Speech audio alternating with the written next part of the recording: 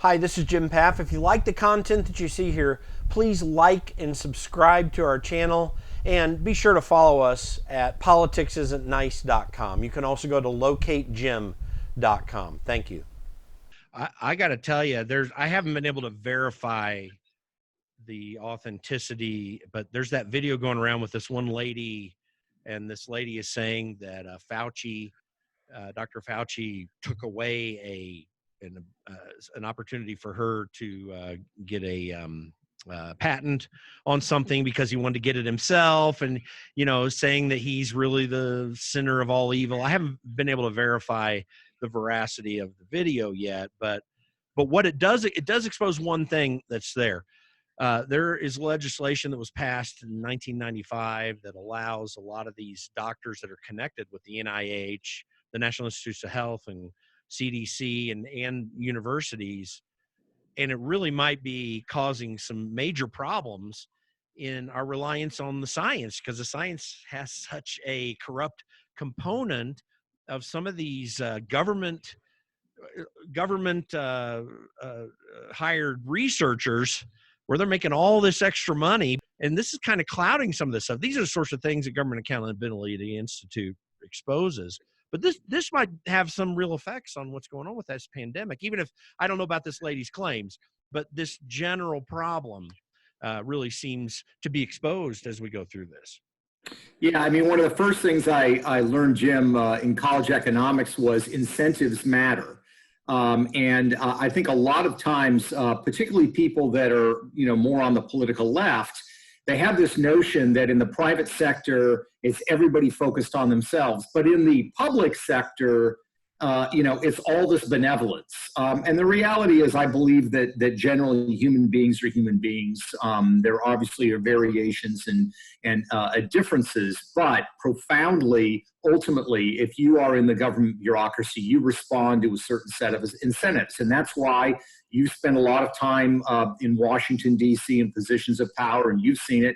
That's why you get government agencies that are always trying to figure out new ways to gather larger budgets.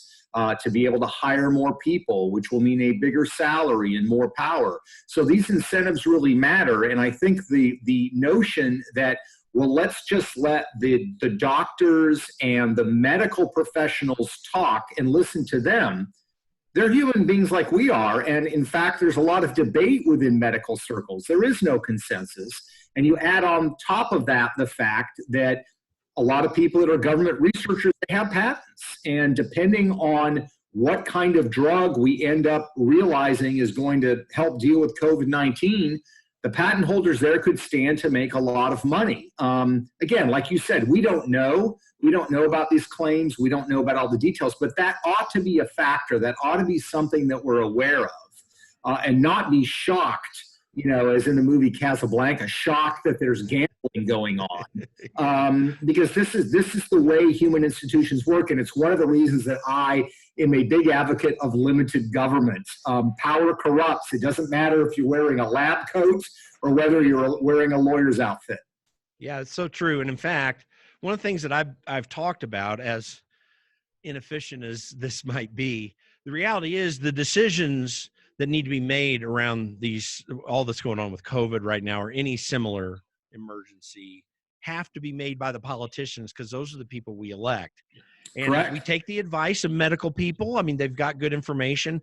I have some serious doubts about Anthony Fauci in a general way, but I do know he's an expert in this. I know he's got something to offer that we can listen to. So I don't want to just shut down everything that he says. But his is not the final decision here. It's the elected officials, even if it's elected officials we don't like, even if it's Governor Whitmer, Gretchen Whitmer up in Michigan, who's really an authoritarian nut job, in my opinion. But she'll have to pay for that in the next election. That will be in the decision process. And that's a much safer way to think through it. Even with the problems that people are having in Michigan, it's a much safer way to deal with this in a free society than it is to have authoritarian medical people where there is real disagreement. It amazes me, Peter, watching some of these doctors that are so frustrated with these shutdown orders that they're putting up YouTube videos. They're calling other medical professionals out. Of course, they're being bludgeoned by the media because you're saying people need to go out and be free and do what they're doing. And don't you know that that's cruel and inhuman? Well, no, these are scientists just like the rest of them. Yeah, no, you're exactly right. And, look, I agree with you that these decisions need to be made by elected officials. And it's remarkable to me how quickly a lot of people are just prepared to give credence to something that somebody who runs a government institution like the National Institutes of Health are prepared to do. And I'm not picking on Fauci per se, but it's just this notion of fallibility. You can go on the internet and you can find a video interview of Dr. Fauci with the Today Show at the end of January saying what? That COVID-19 is no big deal. The flu is a much more serious problem. Then you can find an interview that was done with Forbes magazine. I think it's on March 9th. Think about this, March 9th, a week later, we are beginning the shutdown. But on March 9th, Anthony Fauci is saying, what? If you're young and in good health, go on a cruise. I mean, and my point is not to say that Fauci's a bad guy or he's dumb. He's not. He's clearly very smart. But my point is the notion that we're just going to trust these guys, they know what they're doing. They don't know what they're doing. They're trying to figure out what the problem is. And you're quite right. The only level of accountability you're going to have is when elected officials make these decisions. And by the way, I think the courts should have a role to play in the sense that, we have this thing called the First Amendment that says you have the right to free assembly. If they're going to shut down protests, I think the courts probably have a say here as well. Whether a governor or a mayor is abridging constitutional rights. So this is the process.